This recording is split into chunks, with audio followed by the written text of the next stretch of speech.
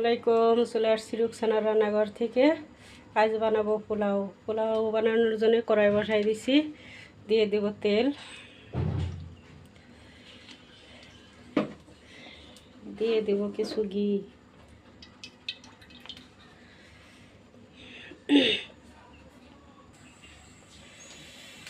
দিয়ে দেব পেঁয়াজ, দিয়ে দিব গরম মশলা, তেজপাতা দিয়ে দিছি, দারচিনি, এলাচ, লং দিয়ে দিলাম।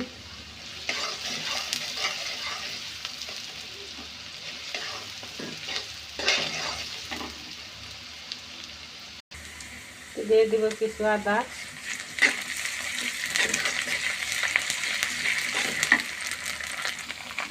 দিয়ে দিব জিরের গুঁড়া,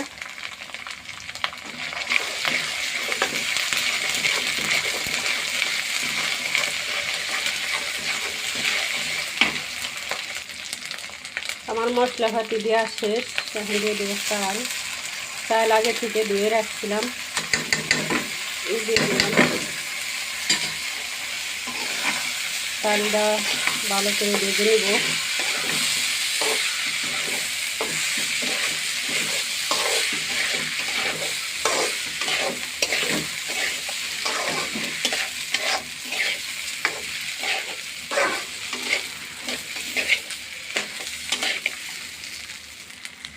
কিছু লবণ দিয়ে দিব আমি ছোলার ভিতরে।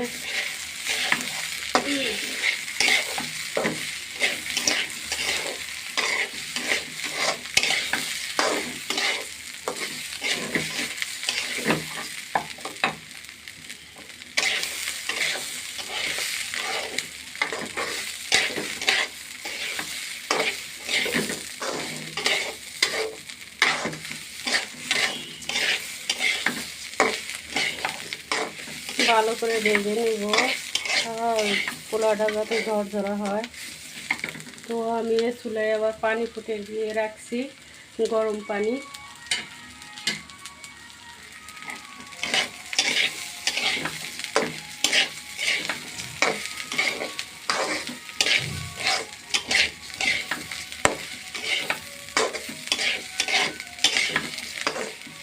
ঢাকার মানুষ পানি মেপে দেয়, আমরা গ্রামের মানুষ আইডিয়া মতো পানি দিয়ে দেয়, একদম পারফেক্ট ঝরঝরা সুন্দর হয়।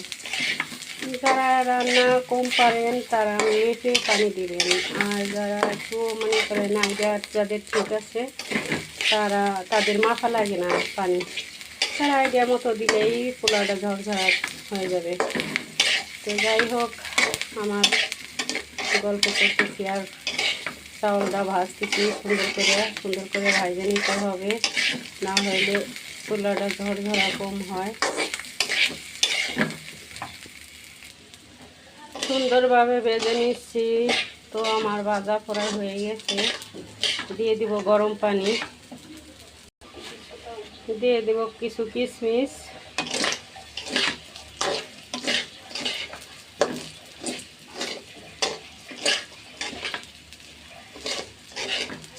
আমার ভাজা হয়ে গেছে। দিয়ে দিব এখন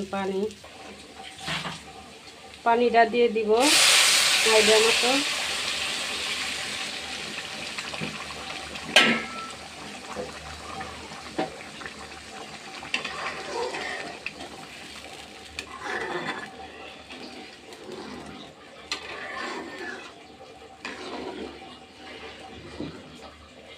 আমার পানি দেওয়া হয়ে গেছে, চুলের জালটা একটু বাড়াই দিব স্পিডে, কেন যাতে পানিটা টাইনে যায়।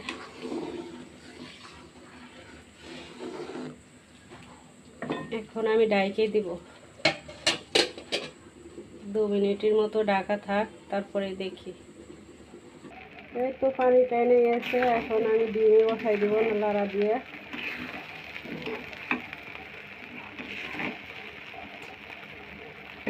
এখন নাড়ে ছেড়ে ডিম করে বসাই দিব, এই যে এরকম করে। তো সবাই মনে করেন পোলা রান্নার সবাই এক্সপার্ট আছে, এখন আর মানুষে বলা লাগে না, দেখা লাগে না, সবাই পোলা রাঁধতে পারে। তারপরেও চাইলাম, চেষ্টা করলাম আমার মতো আমি কীভাবে রান্না করি, তাই আপনাদের সাথে শেয়ার করার জন্য। যাই হোক, পরে আবার 2 মিনিট ঢেকে রাখি। এখন ঢেকে দিই, 2 মিনিট থাক দমে, পরে আমরা আবার দেখি কিরম হইলো। ফুটে গেলে আমার রান্না শেষ হয়ে যাবে। তো থাক, 2 মিনিট অপেক্ষায় থাকি। যাই হোক, 2 মিনিট পর আবার ফিরে আসছি। একদম পারফেক্ট আমার পোলাও, একদম। আমি এখন বেড়ে নিব। মেহমান আসছে, মেহমান অপেক্ষায় আছে খাওয়ার জন্য। তো আমার রান্না লেট হয়ে গেছে, তো এখন বেড়ে নিব। বিসমিল্লাহ।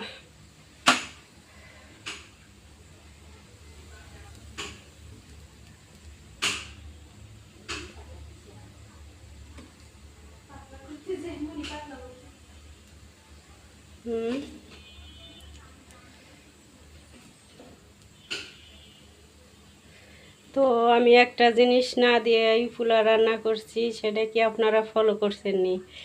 আমি কাঁচামরিচ না দিয়েই মনে করেন পোলাও রাঁধছি, কেন যে আমার বাসায় কাঁচামরিচ নাই, আর এখন আনতে গেলে লেট হয়ে যাবে। এই কারণে আমি কাঁচামরিচ ছাড়াই রান্না করছি। তাতে যে স্বাদের ডিফারেন্স আসবে তা না, আমি কিশমিশ দিয়ে দিছি। অসাধারণ পোলাও হয়েছে, একদম ঝরঝরা। কোনো মানে এত ঝরঝরা হয়েছে কি বলবো, এই দেখেন। যাই হোক, গরুর কালা বোনা বানাইছি, তো পোলার সাথে গরুর কালা বোনা খাবো। তো সব কিছু রেডি হয়ে গেছে গরুর কালা বোনা দিয়া। এই যে সালাদ আছে, আর এই যে পুরো রাইস, এই তার সাথে কিছু পটল ভাজা, অল্প কিছু মেনু, মানে মেহমান বেশি না, একজন মেহমানের জন্য আর কি অল্প কিছুই আয়োজন করছি। তো যাই হোক, কেমন হয়েছে কমেন্ট বক্সে কমেন্ট করবেন, লাইক কমেন্ট শেয়ার করে দিবেন। তো কেমন হইলো? আসসালামু আলাইকুম, সবাই ভালো থাকবেন, আল্লাহ হাফেজ।